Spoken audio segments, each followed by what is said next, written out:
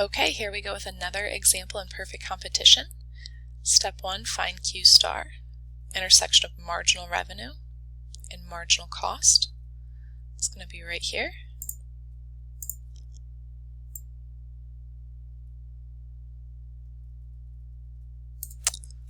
Q star.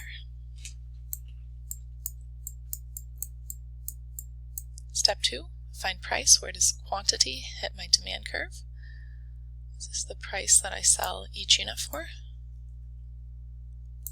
Step 3 is find your cost per unit. Where does Q star intersect your average total cost curve? You need to extend that line up. It's going to be right here. Label that A, T, C. Okay, so from the origin, moving away is an increase. We see that this is the price we sell each unit for, and this is how much it cost us to produce each unit, making this vertical distance loss per unit times the number of units way over here. This quantity was what I was trying to get at, making this whole box, this little box, our loss. So this firm is suffering losses, but we can't stop there. We need to know, should this firm shut down in the short run or should they continue to operate? So there's a quasi fourth step that could go in here. Where does Q star intersect our average variable cost? That's right here. I can make this black again. Right here. So let's label this average variable cost over here. A, V, C. Okay. I'll make that a little better, sorry. Okay, now how are we going to interpret this information? This is the price I sell each unit for.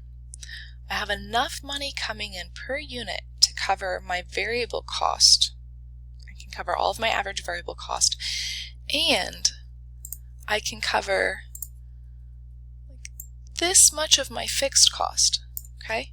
Because this vertical distance here, we know is equivalent to our average fixed cost, average variable cost, plus average fixed cost got us to average total cost, okay?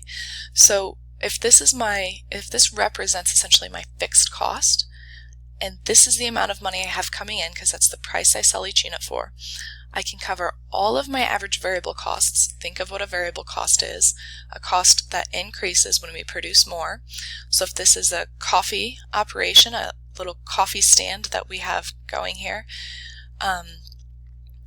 we know variable costs would be like buying the cups, the coffee beans, the sugar, paying your employees. So I have enough money coming in to do all of those things. Fixed cost, we know our good example there is rent. I have enough money coming in to pay for this much rent, but I cannot pay essentially for this much of my rent per unit, okay?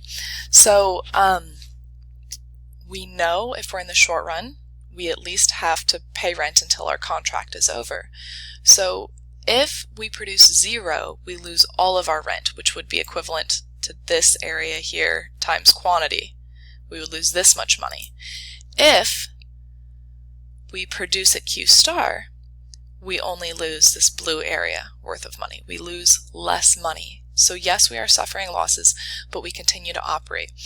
The trick with knowing when it's operate at a loss, if my horizontal marginal revenue curve intersects marginal cost in between these two minimum points, so anywhere that point on the line, we are operating at a loss.